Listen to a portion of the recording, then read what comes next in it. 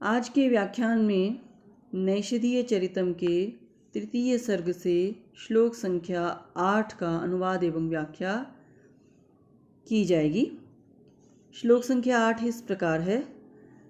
धृताल्पकोपा हसिते सखीनां छायेव भास्वन्तम् अभिप्रयातुः श्यामाथ हंसस्य करानवाप्तेर्मन्दाक्षलक्ष्या लगति स्म पश्चात। श्लोक आप देख लें, इस प्रकार से आप इसे नोट करें।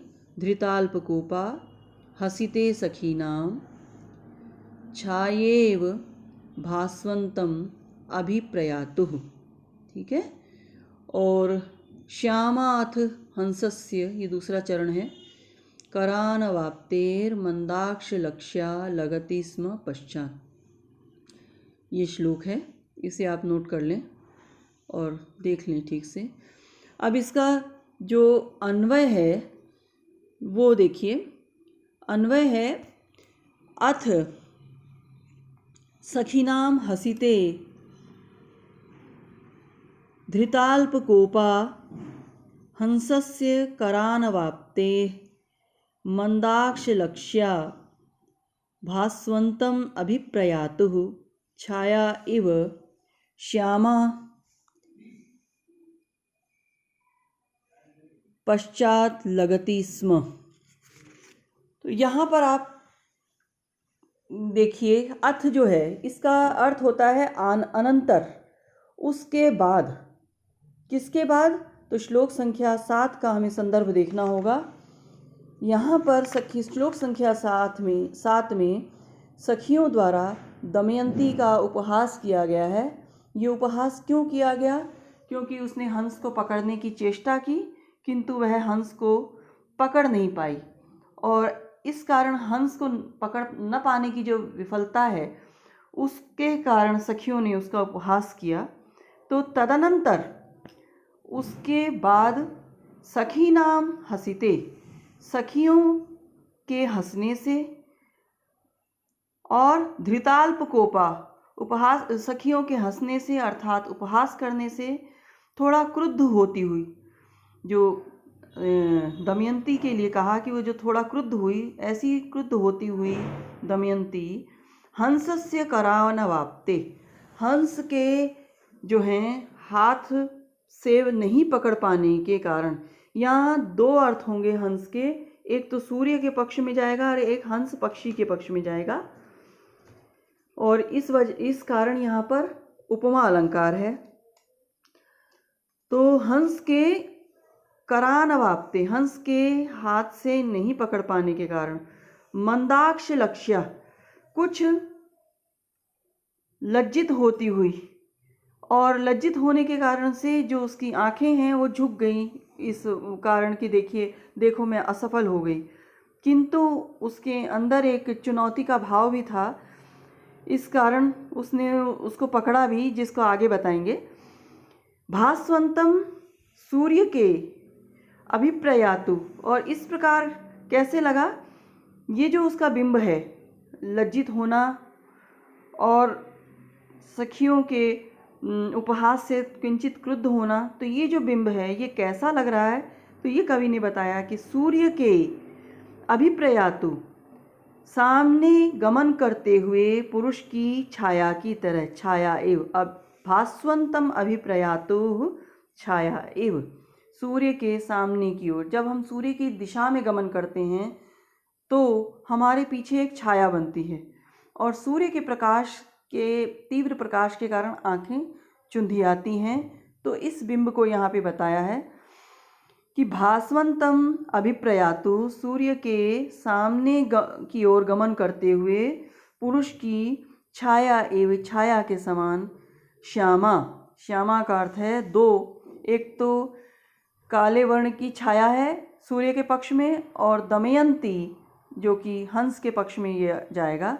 तो श्यामा अर्थात दमयंती, जो नव यौवना दमयंती है, और श्यामा श्याम वर्ण की छाया, तो छाया के समान, हंसस्य, हंस के, और सूर्य के दोनों ही पक्ष में जाएगा ये। करान वाप्ते, सूर्य की किरणों के अनवाप कर के यहाँ दो अर्थ हैं, एक तो हाथ है एक किरण।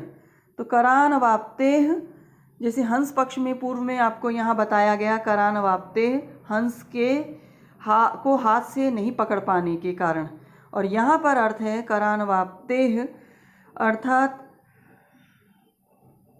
किरणों के स्पर्श के अभाव से, किरणों का जो स्पर्श है उसके अभाव के कारण क्या हुआ, तो पश्चात लगति स्म, जो पुरुष है जैसे सूर्य के आगे, सूर्य के पीछे पीछे अर्थात सूर्य के अभिमुख होके चलता है, मानो सूर्य के पीछे पीछे चल रहा है, इसी प्रकार से दमयंती भी हंस के पीछे पीछे लगति स्म, लग गई अर्थात उसका अनुगमन करने लगी, उसके पीछे चलने लगी। किस लिए? पकड़ने के लिए।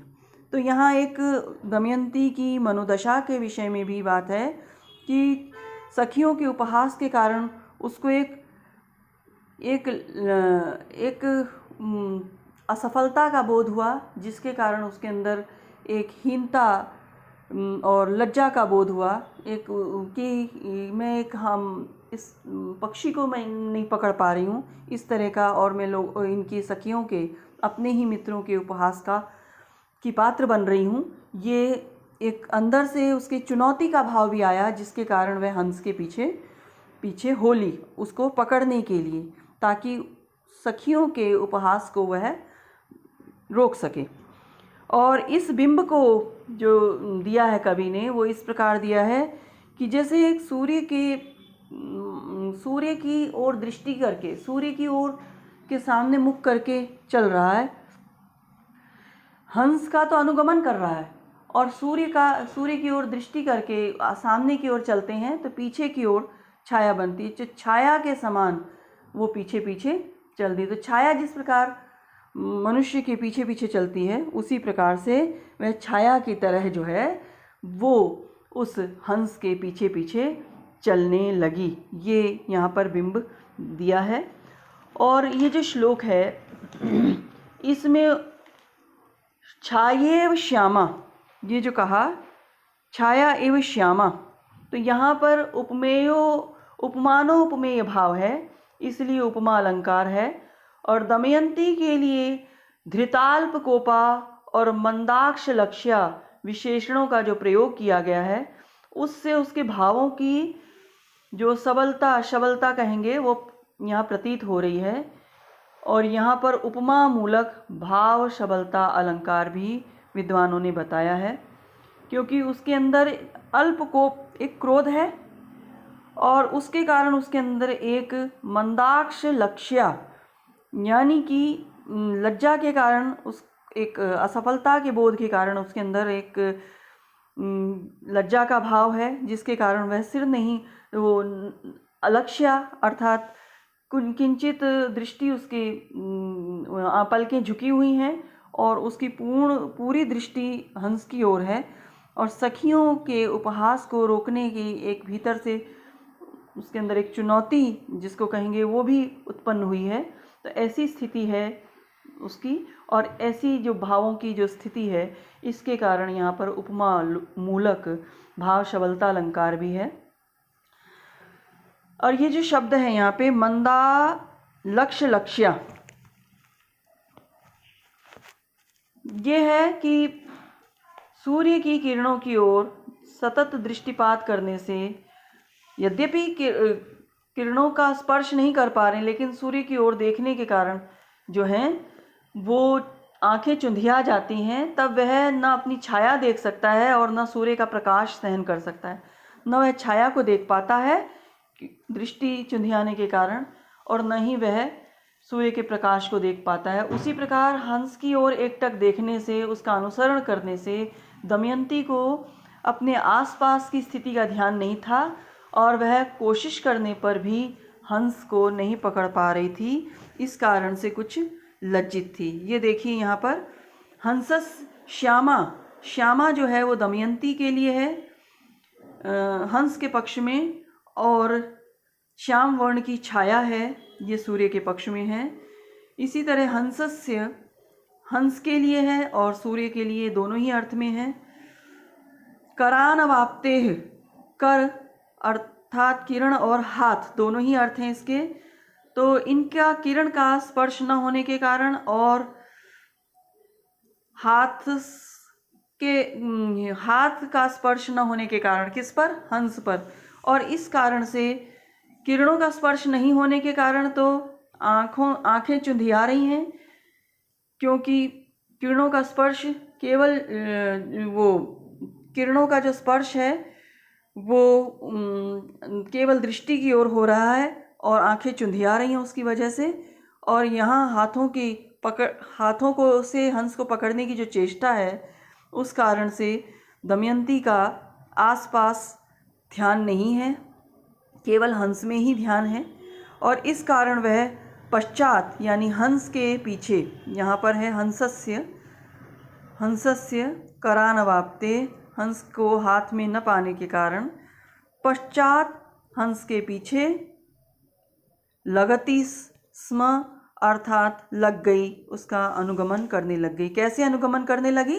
जैसे कि छाया जो है एक पुरुष का, मनुष्य का अनुगमन करती है, ठीक उसी प्रकार से वह जो है हंस का अनुगमन करने लगी। यह बिंब यहाँ पर दिया गया है। और छाया जो है वो काली होती है, क्योंकि सम्मुख आने वाले किरणों को शरीर रोक लेता है और शरीर की छाया बनती है, अतः छाया सूर्य की किरणों का स्पर्श नहीं कर पाती है। इसी प्रकार दमयंती भी उस हंस का स्पर्श नहीं कर रही थी, इसलिए कहा छाया इव, छाया के समान, श्यामा, छाया इव श्यामा। और साथ में कहा हंसस्य करानवाप्ते। अब संभवतः आपको यह बिंब स्पष्ट हो गया होगा। तो दमयंती भी उस हंस का स्पर्श नहीं कर पा रही थी। छाया अपने आश्रयभूत शरीर के साथ साथ रहती है और दमयंती भी उसी प्रकार हंस के पीछे पीछे चल रही थी। इसी तरह का अभिप्राय जो है यहाँ पर व्यक्त किया गया है। और हंसस्य, यह जो पद है यह सूर्य और हंस पक्षी दोनों के अर्थ में है और इसी से इस काव्य में यहाँ पर इस श्लोक में चमत्कार उत्पन्न हुआ है। अब थोड़ा सा हम व्याकरण सम्मत टिप्पणियों को देख लें। हसिते जो है, हस में एकता प्रत्यय लगा और सप्तमी एक वचन में यह रूप बनेगा। धृताल्पकोपा, धृतो अल्पकोपो यया सा बहुव्रीहि समास है। धृतः ध्री अक्ता प्रत्यय ध्री धातु में, कोपः कुप में घय लगेगा तो भाव में कोपः बनेगा। अभिप्रयातु, अभि उपसर्ग पूर्वक प्र और या, अभि उपसर्ग है, प्र उपसर्ग है और या धातु है, इसमें त्रिच प्रत्यय लगने पर अभिप्रयातु। और करानवाप्ते, न अवाप्ति अनवाप्ति नए समास है। करेण अनवाप्ति और तत्पुरुष समास हुआ यहाँ पर, करेण अनवाप्ति। और तस्मात् अर्थात पंचमी एक वचन में करानवाप्ते होगा। इसी प्रकार अभिप्रयातु में भी पंचमी एक वचन। और अवाप्ति, अव आपतिन, मंदाक्ष लक्ष्या, मंदाक्षेण लक्ष्या तत्पुरुष समास है ये। लगति, लग में लट लकार प्रथम पुरुष एक वचन। पश्चात यहाँ पर लगा है पीछे चलने के अर्थ में, कि हंस के पीछे पीछे चल दी, ठीक वैसे ही जैसे पुरुष के पीछे उसकी छाया चलती है। और ये जो मंदाक्षम है ये लज्जा के अर्थ में है और सूर्य के पक्ष में यहाँ पर जो है ये चुंधियाने के अर्थ में आएगा। तो इस प्रकार से यह श्लोक यहाँ पर एक कवि ने सूर्य का, हंस का जो प्रयोग है ये सूर्य और हंस दोनों के पक्ष में करके एक चमत्कार प्रस्तुत किया है कि दमयंती का बिंब इस प्रकार का है, जैसे कि छाया मनुष्य के पीछे चलती है, ऐसे ही दमयंती उस हंस का अनुगमन करने लगी उसको पकड़ने के लिए। और क्यों पकड़ना चाहती थी? क्योंकि सखियों के उपहास के कारण वह लज्जित थी अपनी विफलता पर और इस कारण उसे धृताल्पकोपा ऐसे उसका भाव था, उसे कुछ क्रोध भी था। हंसीते सखीनाम, सखियों के हंसने के कारण, और इस प्रकार केवल लज्जित होने के कारण जो एक उसका जो दृष्टि का भाव था उसमें जैसे प्रायः लज्जित होने या असफलता की स्थिति में होता है कि हम नीचे की ओर हमारी नज़रें होती हैं, हम दृष्टि को चारों ओर नहीं देख पाते हैं, और इस दृष्टि को उसने केंद्रित कर दिया हंस को पकड़ने में। तो उस लज्जा को उसने दूर करने के लिए एक और सखियों के उपहास को रोकने के लिए उसने हंस को पकड़ने के लिए उनका प्रयास किया, इसलिए कहा पश्चात लगति स्म, वह पीछे उनके लग गई। तो आप इस श्लोक को अच्छे से तैयार कर लें, असाइनमेंट मिलेगा तो लिख कर दिखाएं कृपया। तो इस प्रकार से जो ये पूरा श्लोक है इसे अच्छे से पढ़ें, बार बार सुनें इसकी ऑडियो और वीडियो दोनों को, और इसे तैयार कर लें। धन्यवाद।